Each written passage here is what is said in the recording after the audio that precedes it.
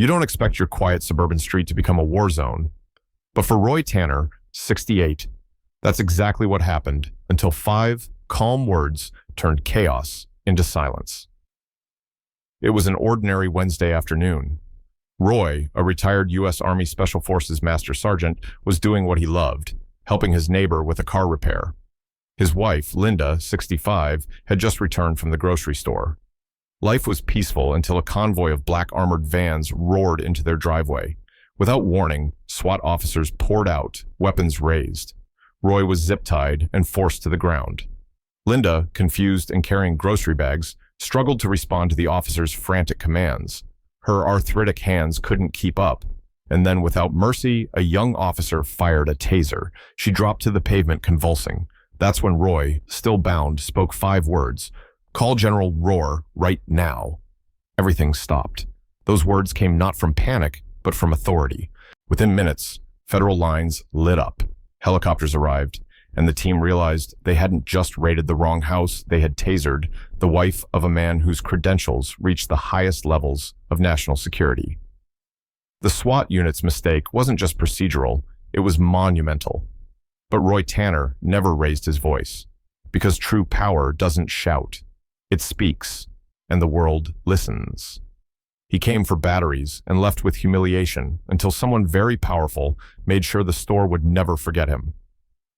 Harold Hal Whitaker, a 72-year-old disabled Vietnam War veteran, walked into Franklin Supply Depot, a large chain store he'd frequented for years. Wearing his faded army jacket with a few modest medals pinned to his chest, tokens of a life lived in service, Hal moved slowly with the aid of a cane. He wasn't looking for praise, just D-cell batteries and some respect. But the young cashier behind the counter had other plans. With a smirk, she nudged her coworker. "Look, another one of those old guys showing off his bling." The word stung. Hal didn't speak. He simply placed the batteries on the counter and pulled out his wallet, trying to ignore the snickers. Then came the final blow. "We should start a bingo card for how many of you heroes come in every week," she said loudly. Other customers froze. Hal, cheeks flushed with quiet shame, paid and walked out. But someone had been watching. A woman in civilian clothes near the exit had overheard the exchange, and she wasn't just any bystander. She was General Ann Caldwell, recently retired 4-star commander of U.S. Central Command. Known for her steely resolve and no-nonsense approach, Caldwell had come in for light bulbs. She left with a mission. Within 10 minutes, the store manager received a call from corporate. Within 20, the cashier and her coworker were escorted out by security. The store was temporarily closed for sensitivity retraining, but the message was louder than any PR statement. Later that week, General Caldwell personally visited Hal at the local VFW hall.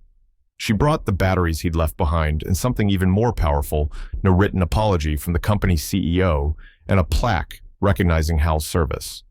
Hal, ever humble, didn't want headlines. "I just didn't want another kid in uniform to be treated like that," he said. Sometimes, it doesn't take a fight to defend honor.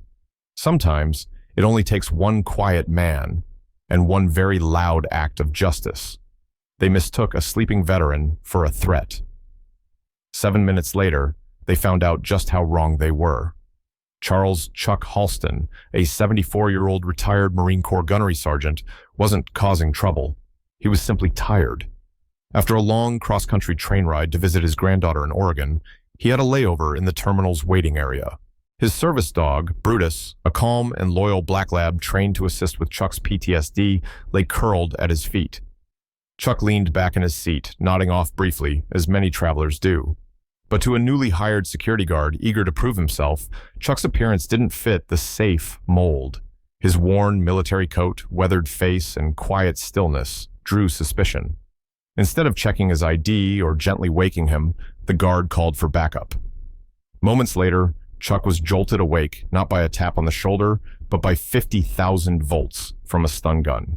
He collapsed to the floor, gasping in confusion and pain. Brutus barked frantically, protective but restrained. By the time Chuck could speak, officers were already handcuffing him. A crowd gathered, some filmed, others shouted in protest. "He's a vet! He didn't do anything!" One onlooker, however, did more than record. She made a call to her brother, a senior logistics officer at the Pentagon. Within 7 minutes, a direct call from the Office of the Secretary of Defense reached the local police precinct and transit authority. An internal alert was issued. The guard was immediately removed from duty. Emergency medics were dispatched, and a 4-person response team from the Pentagon's Veteran Crisis Division was rerouted from a nearby military installation to take over the scene. Chuck, dazed but regaining composure, was treated with the care and dignity he had earned through a lifetime of sacrifice. A thorough investigation followed. The guard's training record revealed no prior exposure to de-escalation tactics or veteran sensitivity protocols. That changed swiftly. The story went viral. Public outrage surged. Veterans groups demanded reform. By week's end, the city's transit authority revised its training curriculum, and Chuck received a personal apology from the Secretary of Defense, who sent a handwritten letter and a commendation acknowledging Chuck's decades of service. Chuck didn't want headlines. "I didn't need medals," he told a local reporter. "I just wanted to see my granddaughter." But thanks to one awful moment and the powerful ripple that followed, millions were reminded that true heroes may sleep quietly, but their honor speaks volumes. He was mocked for his medals until a 4-star general walked through the door. It was supposed to be a quick stop. Retired Staff Sergeant William Bill Carter, 72, rolled into the downtown electronics store in his wheelchair, service dog Ace at his side. Bill was a Vietnam veteran, twice awarded the Bronze Star and once the Purple Heart. His jacket bore a few ribbons, just enough to signal the life he'd lived and the sacrifices he'd made, but not enough, apparently, to earn the respect of the young clerk behind the counter. As Bill waited in line, a few customers gave him a polite nod, but when he asked for help with a new phone charger, the clerk, a young man in his 20s, name tag reading Kyle, looked him up and down and smirked. "Nice cosplay, Grandpa. Halloween was last month." A few people nearby chuckled. Bill didn't. He simply said, "Those medals are real. I earned them." Kyle didn't back down. "Sure you did. Let me guess, Special Forces, CIA, or maybe just a Walmart security guard who found a jacket at Goodwill." The comment stung, but Bill wasn't one to cause a scene. He thanked the clerk quietly, turned his chair, and rolled toward the exit. What Kyle didn't know was that another customer, an older woman browsing a display, had caught every word. She didn't say anything either. She pulled out her phone and made one call. 10 minutes later, a black SUV with tinted windows pulled up. Out stepped General Allen R. Huxley, 4-star commander of the U.S. Army Material Command and Bill Carter's former commanding officer during Operation Desert Storm. The general entered the store in full uniform, flanked by a military aide. The store fell silent. Kyle's face turned pale. General Huxley didn't shout. He simply walked up to Bill, still sitting quietly near the exit, and extended a firm salute. "Staff Sergeant Carter," he said, loud enough for the entire store to hear, "on behalf of the United States Army, I apologize for the disrespect you've been shown today. Your service is honored, your sacrifice is remembered, and your dignity is non-negotiable."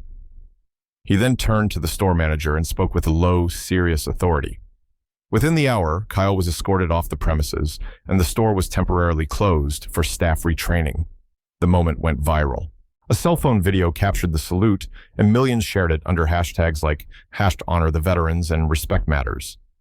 Bill didn't ask for justice, but he got it not through anger, but through quiet strength, earned respect, and the loyalty of those who never forgot his service. Because sometimes, when silence is mistaken for weakness, true honor walks in and sets the record straight.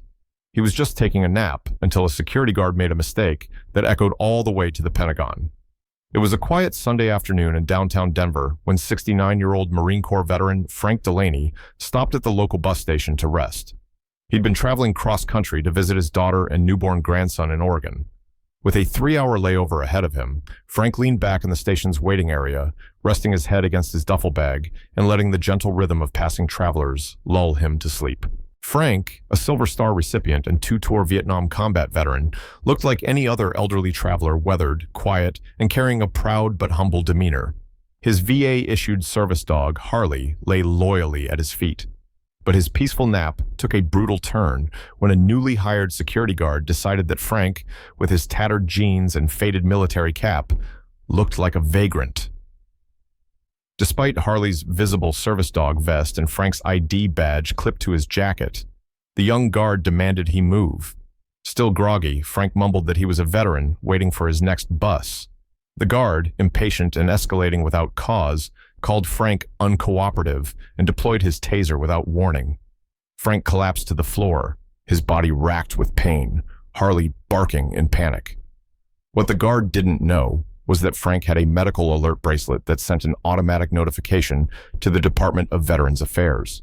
Within 7 minutes, not only had paramedics arrived, but so had 2 plainclothes federal officers and a black SUV with government plates. Those officers weren't just from the VA, they were part of a rapid response unit quietly formed in cooperation with the Pentagon to handle emergencies involving decorated veterans. This wasn't just about a wrongful tasering.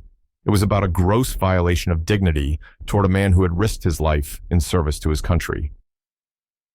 As the officers reviewed the security footage, the station manager and guard turned pale. The footage showed Frank peacefully asleep, Harley calmly beside him, and a completely unjustified use of force. The guard was immediately suspended, and the station's private security contract was placed under federal review. Frank, meanwhile, was taken to a VA-affiliated hospital, examined, and cleared of major injuries. But the story didn't end there. Secretary of Defense Thomas Hartwell issued a rare public statement. This nation cannot allow its defenders to be treated with anything less than the highest respect. What happened to Mr. Delaney is unacceptable. The story made national headlines, and while Frank never sought the spotlight, he told reporters with a smile, "I fought so people could rest easy. I never thought I'd be the one punished for doing just that." Because sometimes the quietest moments become the loudest calls for justice, and a nap can shake the halls of power. A frozen account, a phone call, and a CEO's walk of shame. For 82-year-old Harold Whitaker, a retired Air Force colonel, life had settled into a rhythm of calm routines. After decades of service that included 2 tours in Korea and Vietnam, Harold had earned his peace and his benefits. His modest home in Lincoln, Nebraska, reflected the values he held dear: order, dignity, and quiet patriotism. So when he walked into Valley National Bank one Thursday morning to transfer funds to pay for a new roof one he'd saved for over a year, he never imagined he'd be treated like a criminal. The young bank clerk scanned his ID and looked at the screen. Her smile vanished. "I'm sorry, Mr. Whitaker. Your account has been flagged and frozen for suspicious activity." Harold blinked. "That's not possible," he said, pulling out his veteran ID and a statement showing his last VA deposit. "All of it's legit." But the clerk insisted, and worse, she wouldn't tell him why. When he asked for the manager, she refused, citing corporate protocol. The situation escalated quickly. Harold, dressed in his pressed slacks and VFW jacket, now stood helpless while customers looked on. His monthly retirement funds, his only income, were locked. His roof repairs, canceled. His dignity, shaken.